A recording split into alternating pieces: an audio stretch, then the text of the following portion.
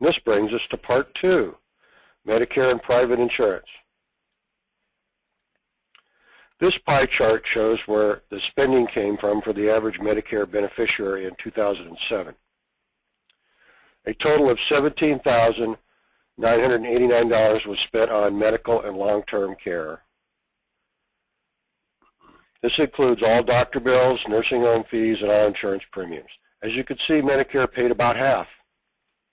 Private insurance paid about 12%, and the beneficiaries themselves paid about 25%, 10% for premiums and 15% for services. If anyone came here thinking that Medicare would be free and cover everything, we're about to set the record straight. Focusing on the out-of-pocket costs paid by Medicare beneficiaries, they fall into two categories: premiums and out-of-pocket costs. Monthly premiums are paid to Medicare and to the private insurance companies offering the drug plan and the Medicare gap policies or the Medicare Advantage plan. Out-of-pocket costs include deductibles, the portion of Medicare of doctor bills not paid by Medicare, and services not covered by Medicare. First, let's take a look at monthly premiums. Part A is free if you or your spouse has paid into Medicare over 10 years. This is one reason why most people sign up for Part A when they turn 65, even if they're covered by a group plan. It doesn't cover everything. Part B is different. It costs $99.99 in 2012. Not sure about the 13 number yet. It's adjusted for inflation, so it might be higher. Probably will be a little bit. It's also higher income beneficiaries will pay more. The Part B premium is paid to Medicare. Part D premiums, which is the prescription part, will vary depending on what plan you choose. The Part D premium is paid to the private insurance company. So this table shows the Part B and D premiums for different income levels.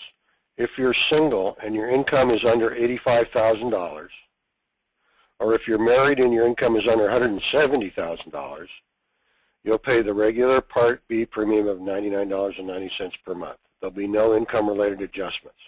Your Part D premium will vary, but if you pick a plan that charges the average premium, you'll pay about $40 a month, for a total of about $140 a month for your B and D coverage.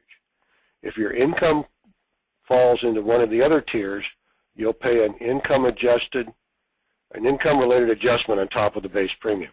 For example, if you're in the second tier, you'll pay $40 for Part B and $11.60 for Part D on top of your regular premiums.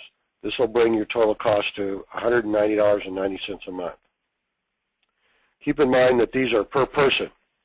So if you're a couple and your income is over $170,000 but less than $214,000, you'll each pay that adjustment. So your total monthly cost will be $381.80 a month. Your tax return from 2 years ago is used to adjust this income-related adjustment. For example, the adjustment for 2012 will be based on the income reported on your 2010 tax return. And keep in mind that the premiums shown here do not include premiums for Medicare Advantage or your supplemental plans. This is for B and D only. In addition to premiums, there'll be some other out-of-pocket costs under Medicare. If you have to be hospitalized, the first $1,156 in hospital costs will come out of your own pocket before Medicare starts paying. Some private plans cover this, as we'll see in a minute. The Part D deductible is a reasonable $140 a year, and this is waived for some preventative services such as flu shots and certain kinds of screenings. The Part D deductible is $320 a year under the standard Medicare design, but Part D coverage is quite complicated, as we'll see in a minute.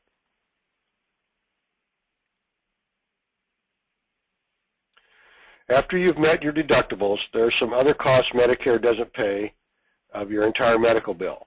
If your hospital day exceeds 60 days, you'll be responsible for $289 per day up to the 90th day, and then $578 per day up to the 150th day. After that, you pay everything. Medicare pays the full cost of the first 20 days in a skilled nursing home only, just a skilled nursing home, not other nursing care. After that, you'll pay $144.50 a day for 21 days 21 through 100. If you need more than 100 days, you'll pay the full cost.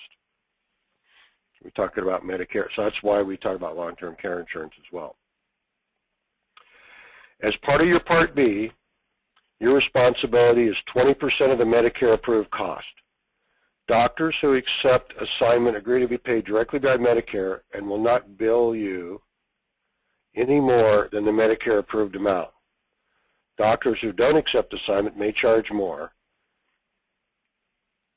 If they don't charge more than 15% over the approved amount, Medicare will pay 80% of the Medicare-approved amount, and you'll be responsible for the rest, 20% plus the 15% over. It's complicated. And Part D is even more complicated. We could spend all day, all of our time, talking about it if we want to do, but we don't want to do that. The main thing to understand is that there are cost-sharing arrangements under Part D, no matter which prescription drug plan you choose. There are 4 levels. The first is the annual deductible of $320. The next is the initial coverage period when the drug plan pays 75% and you pay 25%. After the total drug costs have exceeded $2,620, you get into the donut hole. Here, you'll pay half of covered name brand drugs and 86% of generic drugs and 100% of the rest. Once your out-of-pocket spending reaches $4,700 for the year, insurance kicks in again and you'll pay little or nothing for drugs. Please keep in mind that this is the basic Medicare model. Some drug plans offer more coverage, and they do offer different coverage for different drugs. That's why you have to shop carefully for drug plans based on the premiums, or excuse me, based on the medications you take.